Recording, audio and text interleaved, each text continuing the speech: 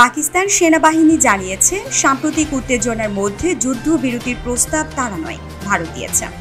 আজ সোমবার 12 মে এক প্রতিবেদনে এই তথ্য জানিয়েছে পাকিস্তান সংবাদ মাধ্যম জিও নিউজ। সংবাদ মাধ্যমটি বলছে, গতকাল রবিবার 11 মে দেশটির আন্তঃবাহিনী জনসংযোগ পরিদপ্তরের মহাপরিচালক লেফটেন্যান্ট জেনারেল আহমেদ শরীফ চৌধুরী বলেছেন, যুক্তরাষ্ট্রের মধ্যস্থতায় নয়াদিল্লি এই অনুরোধ জানায়। তিনি আরও বলেন, 10 মে পাকিস্তান পাল্টা জবাব এবং প্রতিশোধ নেওয়ার পর আন্তর্জাতিক মধ্যস্থতাকারীদের আহ্বানে আমরা ভারতের করা অনুরোধে সাড়া দেই। এছাড়া তিনি জানান, দুই পরমাণু শক্তিধর দেশের মধ্যে সংঘর্ষ হলে তা গোটা অঞ্চলের জন্য ভয়াবহ পরিণতি ডেকে আনবে। এটি এমন এক সংঘাত ছিল যা 1.6 বিলিয়ন মানুষের জীবনকে প্রভাবিত করতে পারত। পাকিস্তান দায়িত্বশীলতা ও পরিপক্বতার সঙ্গে কাজ করেছে।